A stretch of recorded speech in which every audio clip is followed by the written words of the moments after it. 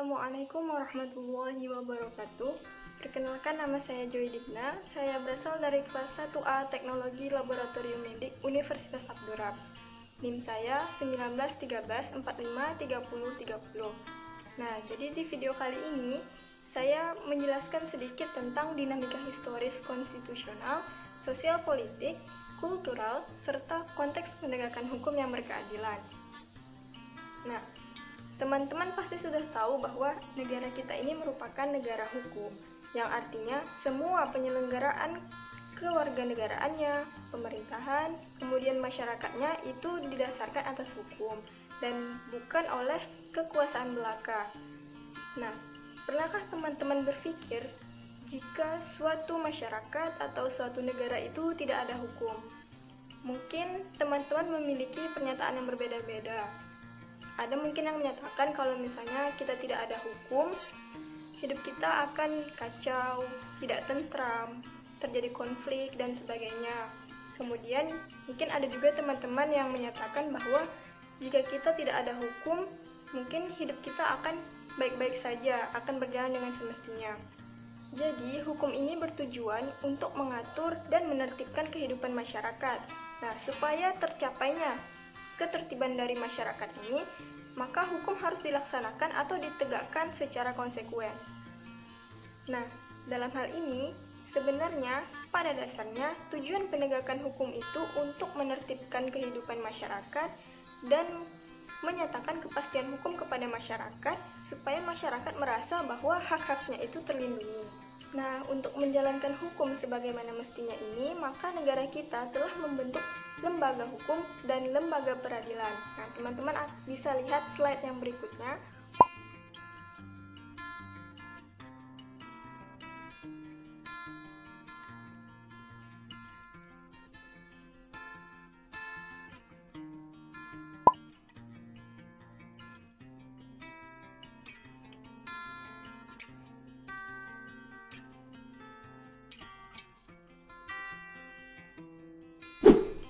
Nah, sekarang pertanyaannya, bagaimana pelaksanaan penegakan hukum untuk tercapainya rasa keadilan dalam kehidupan masyarakat? Mengenai penegakan hukum ini, hampir setiap hari kita melihat di media massa, baik itu media elektronik maupun media cetak, yang masih menayangkan permasalahan-permasalahan seperti kasus-kasus pelanggaran hukum, baik terkait pelanggaran hukum tentang penegakan hukum dan tidak memenuhi rasa keadilan masyarakat, maupun tentang pelanggaran HAM dan KKN.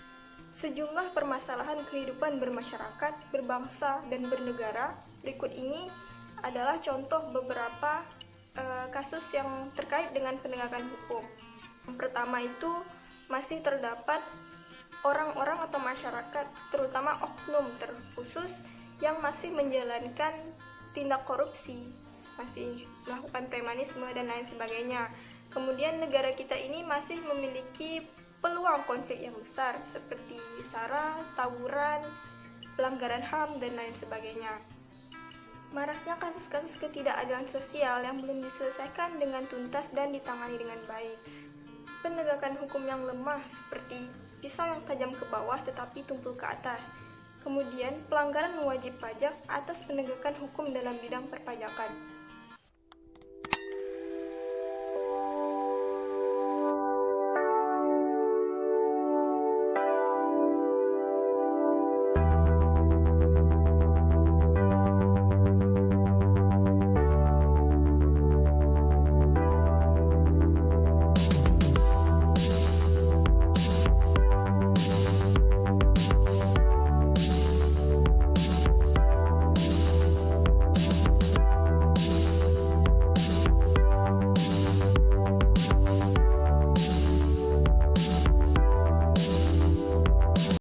Mengenai kasus-kasus yang disebutkan saya tadi, pasti di pikiran kita terbenak pertanyaan kenapa kasus-kasus tersebut masih terjadi, padahal negara kita ini sudah sedemikian rupa mengatur hukum yang ada dan untuk mengatur kehidupan kita. Menjawab pertanyaan tadi, kita harus tahu bahwa penegakan hukum di Indonesia ini sebenarnya sangat erat kaitannya dengan tujuan negara, yang mana tujuan negara kita ini tertera dalam pembukaan Undang-Undang Dasar Negara Republik Indonesia tahun 1945 pada alinea keempat.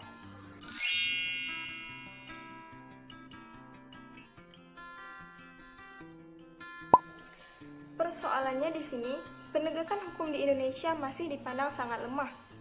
Dalam beberapa kasus, masyarakat masih dihadapkan dengan ketidakpastian hukum. Rasa keadilan masyarakat pun masih belum sesuai dengan harapan. Sebagian masyarakat pun merasa bahwa penegak hukum seringkali memperlakukan hukum sebagaimana pisau yang tajam ke bawah tetapi tumpul ke atas. Oleh karena itu, tantangan yang dihadapi oleh bangsa Indonesia pada saat ini adalah menghadapi persoalan penegakan hukum di tengah maraknya pelanggaran hukum yang terjadi di segala strata kehidupan masyarakat. Padahal sebenarnya negara kita telah memiliki perangkat penegak hukum yang telah memadai. Persoalannya, apakah lembaga-lembaga negara dan badan-badan penegak hukum tersebut telah berjalan dan berfungsi sesuai dengan tugasnya? Benarkah aparat hukum telah bertugas dengan baik?